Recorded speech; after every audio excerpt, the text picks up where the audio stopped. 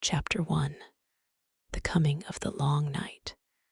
In the elder days, before the building of castles, before the 7 kingdoms were carved from blood and fire, there was peace of a kind. Men tilled the earth. The first men carved their runes in stone, and the children of the forest sang to their gods beneath the weirwoods. Then came the darkness.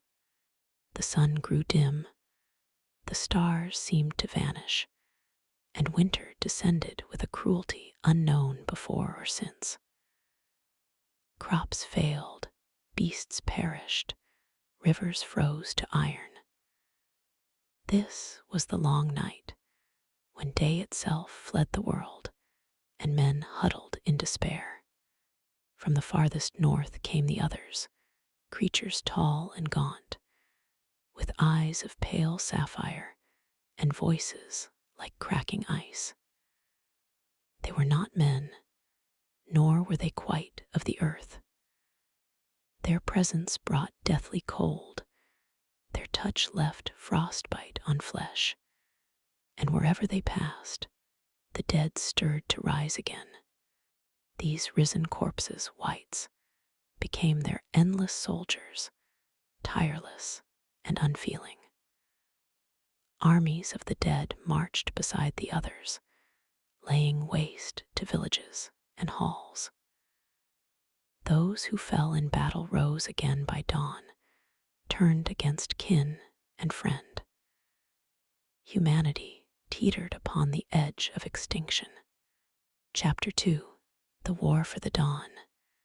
In this age of terror, stories tell of champions who rose to defy the night. In Westeros, men whisper of the last hero, who rode forth with sword, horse, and dog to seek aid from the children of the forest. His companions perished one by one, and at the last, even his blade broke. Surrounded by death, he pressed on through the snow until at last the children heard his plea. From beyond the sea, other traditions speak of Azor Ahai, who labored for 30 years to forge the blade that would drive back the darkness. Twice he failed, but on the 3rd attempt, he tempered the steel by plunging it into the heart of his beloved wife. Thus was forged Lightbringer, the red sword of heroes, burning bright against the cold. Were these tales of 2 men, or 2 faces of one legend? The truth is lost to time. Yet together, man and child, fire and blood, stood against the others. A great battle was fought, and the dawn returned to the world. The others were driven back into the uttermost north, their armies shattered, their power broken but not destroyed. Chapter 3. The Building of the Wall. Though the sun returned and seasons were restored, men feared the darkness might one day fall again. Thus arose Brandon the Builder, said to be of House Stark, who gathered men, giants, and perhaps even the children themselves, to raise the greatest wall the world has ever known. 300 miles from sea to mountain it stretched, 700 feet high, a bastion of ice, stone, and ancient sorcery. Spells were woven into its very foundation, wards to bar the passage of the others. Behind its shadow grew a brotherhood sworn to its defense, the Night's Watch, men who would take no wives, sire no sons, and hold no lands, but instead devote their lives to standing guard against the return of the ancient enemy. In those first days, the watch was noble. Lords and knights rode beside peasants, united by oaths of honor. Yet time dulled memory, and with centuries passing in peace, the threat of the others seemed but myth. The watch turned from warriors to jailers, its noble vows often mocked, its numbers dwindling. Chapter 4. The Night's King. Yet the memory of the others did not wholly vanish. In the age of heroes, when the Starks still ruled as kings in the north, a tale tells of the 13th Lord Commander of the Night's Watch. On a cold night, he beheld a woman pale as ice, her eyes glowing like blue stars. Enchanted or ensnared, he took her as his bride and crowned himself Night's King. From the Night Fort he ruled, and for 13 years he and his queen held sway. It is said he sacrificed to the others, sending them offerings of blood and souls. His brothers in black bowed to his will, and the wall became a fortress of terror. But the North remembers. At last, the king in the north and the king beyond the wall joined forces and cast him down. His name was struck from every roll of history, his deeds erased, his very memory forbidden. Yet whispers endure. Was he a man enthralled? Was he himself another? Or was he something between, a child of shadow and flesh? No Meister can say. Chapter 5. The Silence of Centuries. So the ages passed. The wall stood, the watch endured, and the others slept beyond the knowledge of men. To the south, they became fairy tales, mocked by meisters, dismissed as children's tales, no more real than grumpkins or snarks. But in the north, old women still told the tales. They warned of blue-eyed shadows that walked in darkness, of corpses that rose to kill the living, of cold winds that heralded death. When the white shadows walk, the crones whispered, the dead will follow. Chapter 6. The Return. And now, after 8,000 years, they stir once more. Rangers of the Night's Watch have seen them in the haunted forest. Tall, silent, armored in shifting ice, with blades that freeze steel and shatter it like glass. They walk where they will, and with a gesture, the dead rise to serve them. They have returned not in legend, but in truth. Yet their purpose remains veiled. Do they march for vengeance, to finish what was begun in the long night? Do they hunger for dominion over the living? Or are their reasons as alien as their voices of cracking ice? No man can yet say. But one truth is plain. The others are abroad in the world again, and winter comes with them. Chapter 7. The First Sightings. For 8,000 years, the wall stood against silence. For 8,000 years, men doubted and mocked, saying the others were but phantoms. But in the reign of King Robert Baratheon, in the far north beyond the wall, the truth awoke. 3 rangers of the Night's Watch rode into the haunted forest. They did not return.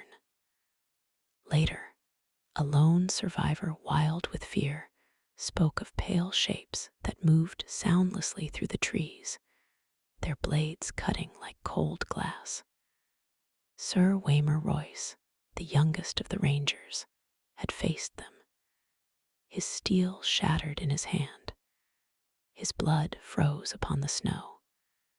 When his body was found again, his eyes were blue, and he rose once more, a puppet of his killers.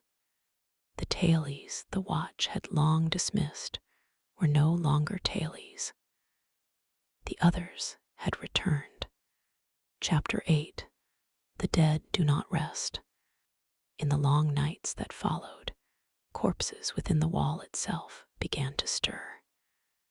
The body of Azor, a ranger found frozen in the snow, rose to slay the Lord Commander in his chambers. Only fire destroyed him. Again and again, the watch learned this truth. Steel could not kill the dead, nor could courage, nor prayers. Only flame and dragonglass, obsidian, could end them. South of the wall, strange stories came from the wildling camps. At Hardhome, a fishing village of thousands, the dead swept down in silence. When the smoke cleared, not a scream was heard, only silence, and the blue gaze of the risen. Chapter 9. The war horn and the fist of the first men.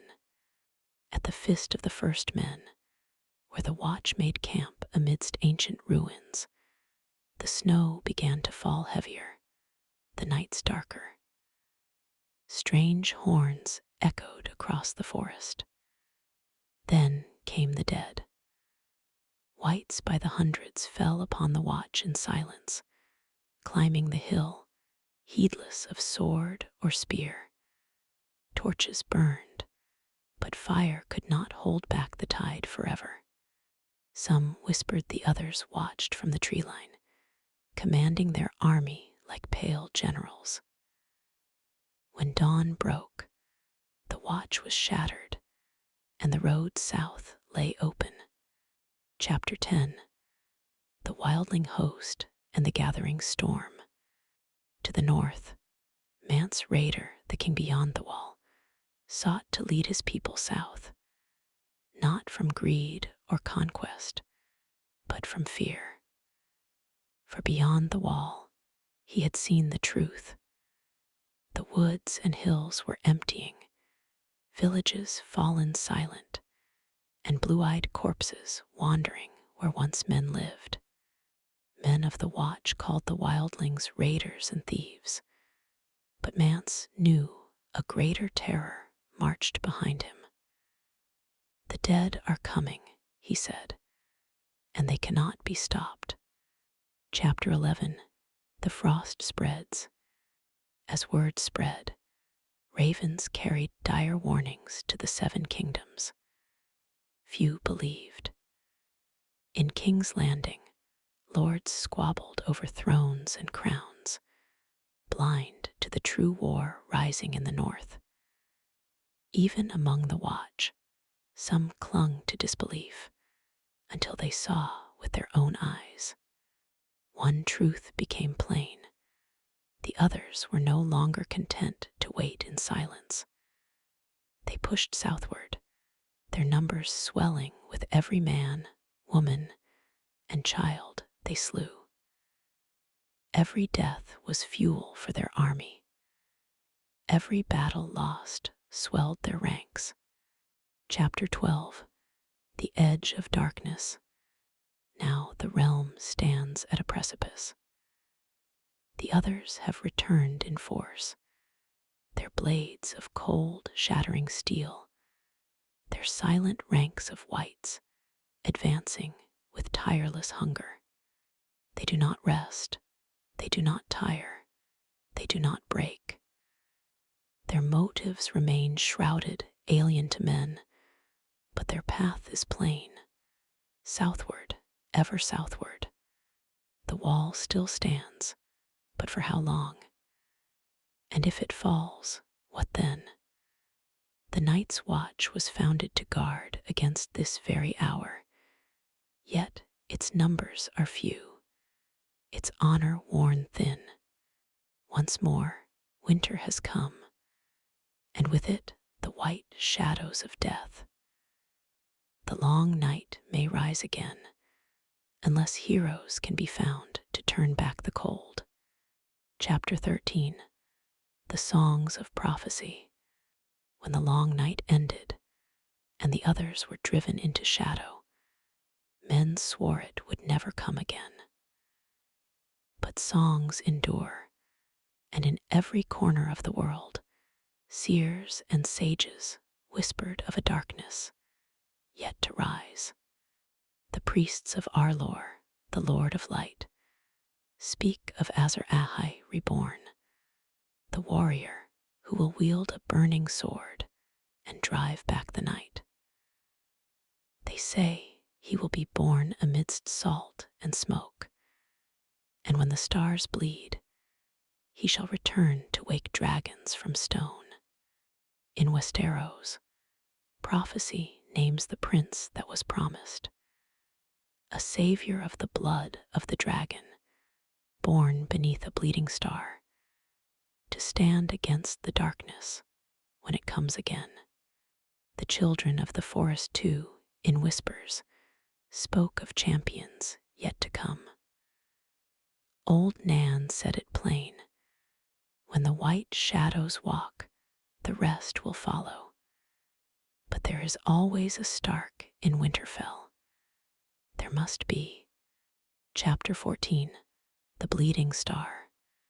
In the days of King Robert's reign, a red comet burned across the skies of the world. Some named it a herald of war, others a sign of victory. Yet the red priests proclaimed it the blade of Azor Ahai, blazing once more to mark the rebirth of the promised hero.